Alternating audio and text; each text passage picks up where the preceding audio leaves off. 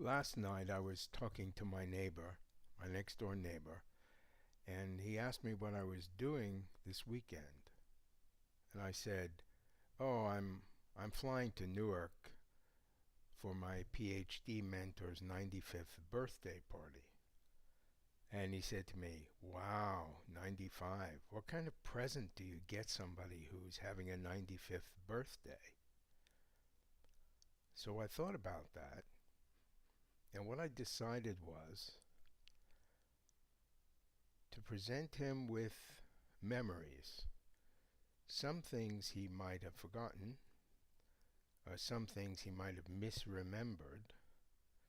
And trying to do that, I thought of a lot of things that were quite interesting. In 1961, City College actually became part of City University of New York. And that was kind of interesting because all the City College professors, those people I had taken graduate courses with, had been at City College for a long time, and the most they'd ever had to contend with were master's degree programs. Now suddenly, because it was a university, the PhD could be offered. But to be honest, none of them were really up to that challenge. They'd never done it before, and they were pretty much finished in terms of their doing new things. Well, I graduated in 1963 with a bachelor's degree and immediately went into the PhD program for chemistry. And in January 1964, I took Henri's seminar in surface chemistry. And I decided immediately after hearing him speak that he was different from the professors we had had in our normal courses, both undergraduate and graduate at City College. He was somebody who had been in industry, and he had passion, and he knew a lot of different people, and he spoke about it volubly. So I immediately thought, this is the guy I want to be my PhD mentor. So I went up to him and I said, "Can you be my PhD mentor?" And he said, "Yeah, I think so. Come, I'll show you the lab." So he took me into the Marley's lab, which was a basement. It was all cement. It already had lab benches in there, but the only thing that I saw were a couple of undergraduate students doing some research. There was almost no equipment, and I said to Henri, I said, "Wow, there doesn't seem to be anything in here." And he said to me, "Well, this lab is like a Spanish tavern. You eat what you bring with you." Evidently, the French were still annoyed by losing to the Spanish in the 1860s. But anyway, I started my research. We talked about what a topic would be. I was able to order a special glass electrode, and I started to do some experiments. I showed Henri the first things that I did, and he looked at me and he said, "The only thing that matters is results. Is this stuff reproducible?" So I took a couple of weeks. I redid these titrations I was doing, and I showed it to him and I said, "You see, I can reproduce these." And he looked at me, nodded his head. I said, "That's all you have to say?" He said, "Well, I'm not here to throw roses at you," which was another allusion to the Spanish and throwing roses to the toreador. Anyway, I remember many things about the lab, But one thing that I always thought was curious was Henri came in one day and he was very sad. He said, "Oh, I'm a poor teacher. Oh, I don't know how I'm going to do this. I already have 2 children. And Chantal is pregnant." I said, "Well, congratulations." He said, "Yeah, but it's going to be so expensive with 3 children, etc." By the way, that was Colette, and she's grown up now. Anyway, in 1965, I had enough work put together to publish. And Henri said,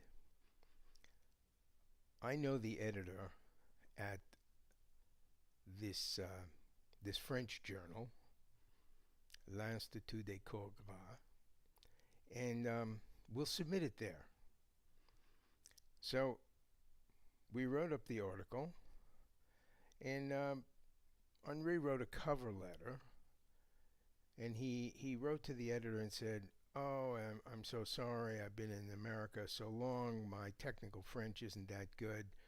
I wonder if you could please translate this into good technical French for us. Thank you very much." Well, about a month later, we received galley proofs. Those were long strips of paper with the draft of the article written in French. Henri looked at it, showed it to me, and said, "Here, check these, make sure they're right." Well, those were the days. Comme mon français était meilleur qu'aujourd'hui. But anyway, I wasn't up to that. I did my best, spent a few days going through everything. The graphs looked all right, but I wasn't sure that, I got all the grammar correct and the punctuation and if there were any typos. I have no idea. So I brought it to Henri. I said, "I've done the best I can here." He didn't read it. He folded it up, he put it in an envelope, and mailed it back to the editor. And as far as I know, he's actually never read this article in French. I have a copy for him, so I'm sure he'd love to read it now. In 1967, an article that I wrote with Henri for the Journal of Physical Chemistry was accepted by the journal. It wasn't published yet, but it was accepted to be published. And in July of '67, I sailed through my oral defense of the dissertation, mainly because I'd already had an accepted article in the Journal of Physical Chemistry, and nobody on my committee had anything to say. So after the oral defense, everybody was happy, congratulating, shaking hands. I took 3 copies of my thesis and deposited into the library at the City University in New York, which was then on 5th Avenue, 42nd Street. And Henri and I and my wife went out for a drink. We went to the nearest hotel and walked into the bar, and all the men in the bar started to boo. We realized that bar was then called the men's bar, and there were no women permitted in the bar. This was 1967. So we had to walk a few more blocks to go to a bar where it was acceptable to have my wife there. I had already applied for postdoctoral fellowships to a number of places, including Russia and Australia. But to make a long story short, despite the fact that they both materialized, I decided not to do either one. Russia had no money, and Australia, the professor had some family tragedies the year before, and I was advised by someone at Lever Brothers Company, Des Goddard, that I shouldn't go to Australia because these family tragedies took the starch out of the professor I was going to work with. So I started working at Allied Chemical on the Monday after my thesis defense. And they were very into refrigerants. And these were compounds that were based on fluorine. And I showed them how to make a clear solution of this refrigerant they called genitrons and water. And of course it was just a microemulsion. And they'd never seen anything like it. Perfectly clear solution with something that didn't mix with water. And as a result of this, I told them the big expert on microemulsions was Henri, and so they hired him as a consultant.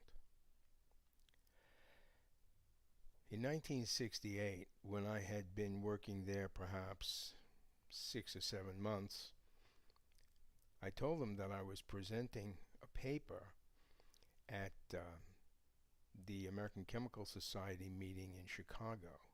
And they said, fine, the company will pay for it. You'll go with your boss and his boss. And that was the plan. This was, of course, my first conference where work was going to pay for it. Allied Chemical would pay for it. And my boss and his boss told me, don't worry, we'll arrange everything, because we've done this kind of thing before. And they booked us on the so-called executive flight to Chicago. This was 1968. The executive flight to Chicago was men only. Women were not permitted. And it was higher and more expensive than first class. 1968. No women on the flight. Except, of course, for the flight attendants. I was at Allied Chemical for 11 months.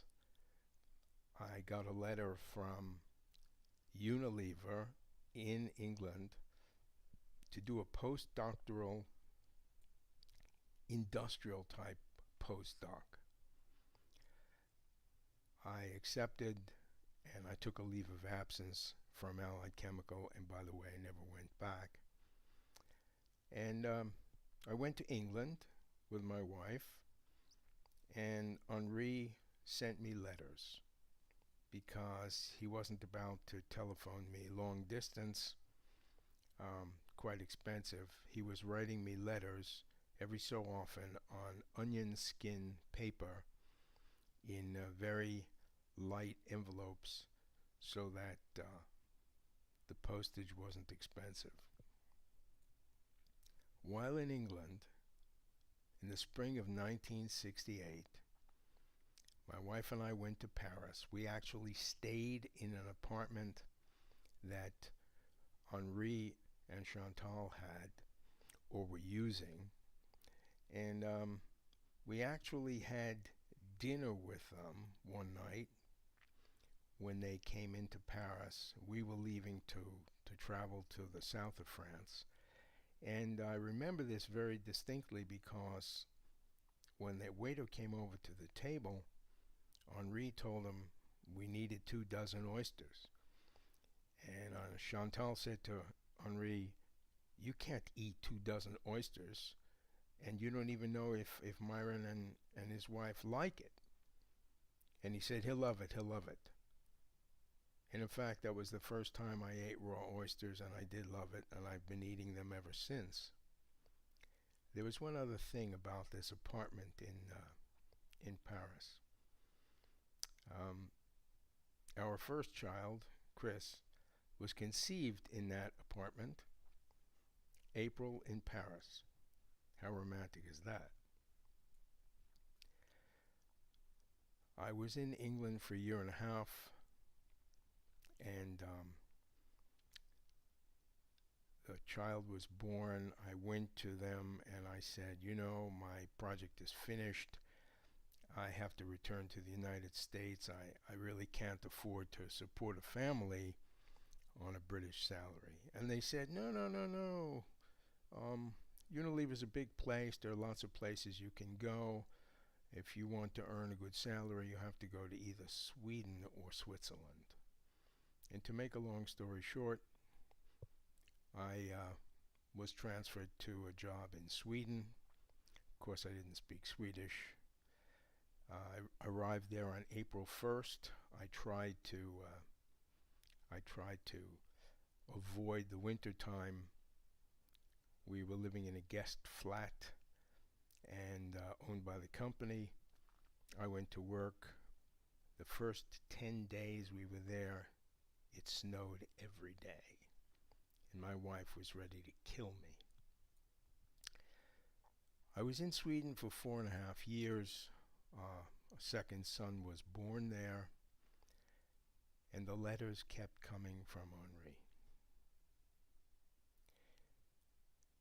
I'd like to interject at this point that it was a struggle for Henri to get tenure within the City College system. Everybody liked him, but everybody was envious of him. He was turning out PhDs who were graduating with PhDs before